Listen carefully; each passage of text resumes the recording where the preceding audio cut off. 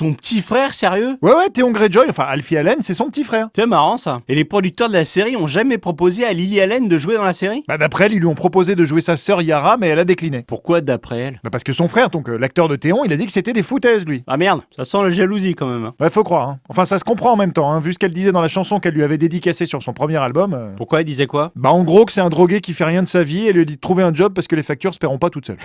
Eh ben on peut dire qu'il lui a bien fermé son clapet à la sœurette. C'est clair. Allez, bonjour à tous et bienvenue dans Fort Accord, votre analyse d'après-film en compagnie de Michel, le spécialiste technique de l'émission. Bonjour Michel. Bonjour Michel, un poney décrassé, un garde pas très doué, rien ne m'échappe. Et cette semaine Michel, Winter is coming. Non, sérieux, fermez-la. Mais j'aime bien chanter. Nous deux, on est pareils. Ouais, non, je crois pas. Sauf que toi, tu es plus petit. Peut-être, mais moi au moins, j'ai pas une toute petite. Michel. Ouais, bon, on va commencer avec l'épisode 1 de la saison 1. Regardez Michel.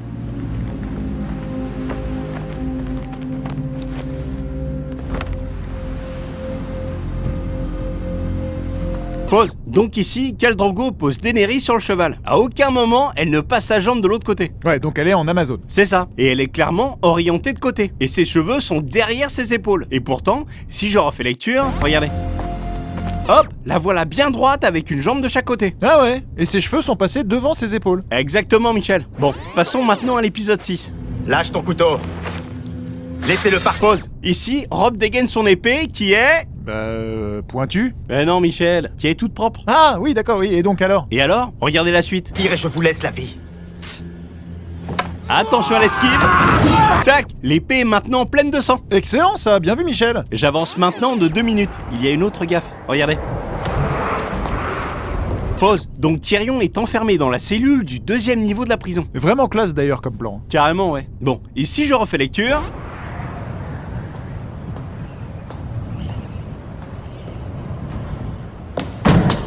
Mort! Ouvre la porte! Mort! Mort!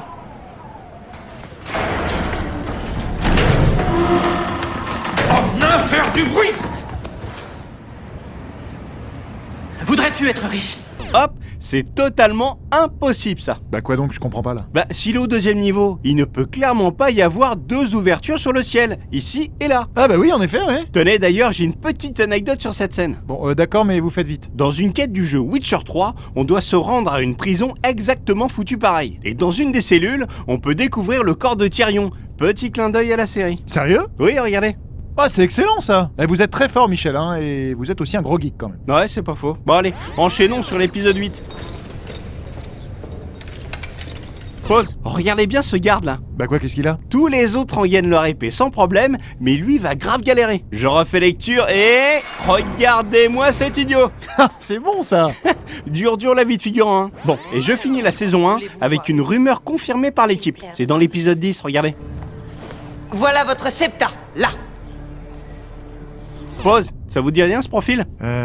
Si, hein, putain, oui, si, mais j'arrive pas à remettre le nom, c'est qui en fait? C'est un masque de George Bush. Ah mais ouais, carrément. L'équipe a ajouté que c'était ni un choix, ni une affirmation politique, mais qu'ils avaient besoin de la première tête disponible. Excellent ça. Enfin, en tout cas, c'est vraiment marrant. C'est clair. Allez, on va passer à la saison 2. On a combien de gaffes là, Johnny? Maintenant, il y en a 5. Oh là là, pas besoin de prendre cet air si grave. Hein. Bon, écoutez bien ce que dit le limier dans l'épisode 9. On m'apporte à boire.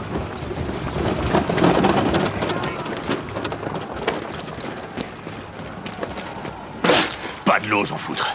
Je veux du vin.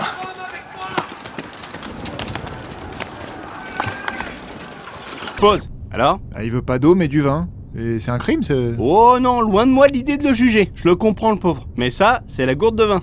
Ouais. Et ça, c'est la gourde d'eau. Oui, bah venez-en au fait, Michel. Non, mais c'est important. Maintenant, j'avance de 7 minutes. Voilà, regardez. Vous abandonnez le roi?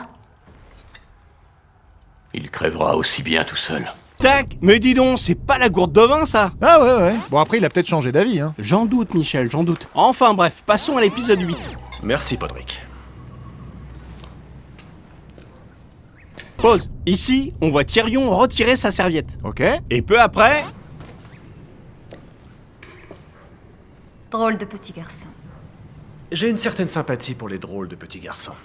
Toi et Varys, vous êtes deux. hop, il l'enlève à nouveau. En effet, Michel, c'est bien vu. Bon, ça vous dit de voir un cheval magique, Michel? Un cheval magique? Ah bah oui, oui, pourquoi pas, ouais. Eh ben vous attendrez la fin, parce que pour le moment, j'ai un truc à vous montrer dans l'épisode 2. Savez-vous de quel côté est le grain de beauté de notre ami Théon? Non. Je savais même pas qu'il en avait un, donc... Bon, bah regardez. Pause, le grain de beauté est à gauche. Ok. Sauf que si je rembobine de 15 minutes environ, regardez.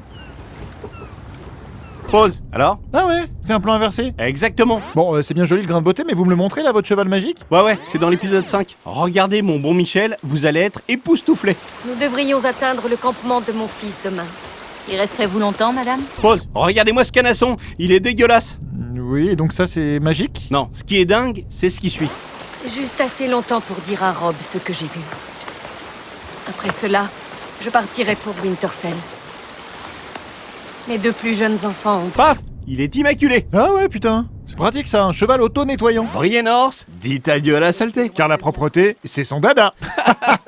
Bon, et allez Michel, on finit en chanson. Yes, now the rains, we bore his thoughts and not a soul to hear. Brave garçon. Merci mon pote. Eh bien c'est la fin de cette émission, on se retrouve la semaine prochaine pour un nouveau Fort Accord. Et j'aurai du lourd, du très très lourd. Vous avez lu les livres Game of Thrones, Michel? Je vous ai déjà dit, j'aime pas lire. Ouais bah si vous les aviez lus, vous sauriez qu'il y a une trentaine de mots en Dothraki dedans. Super, ça me fait une belle jambe. Et alors? Et alors pour votre information, eh bien HBO a commandé un dialecte complet à la Language Creation Society et c'est l'expert linguistique David Peterson qui a créé la langue avec environ 1700 mots avant le début du tournage. Et maintenant le Dothraki en compte environ 3000. Ah ouais, la vache, sacré boulot. Mais c'est vraiment une langue construite? Ah bah ouais, carrément, avec des règles strictes de grammaire, d'orthographe, de syntaxe. C'est un peu comme le Klingon quoi. Ouais voilà, ou le Navi. Mon mec a vrai d'agage, hein? De quoi? Non, laissez tomber.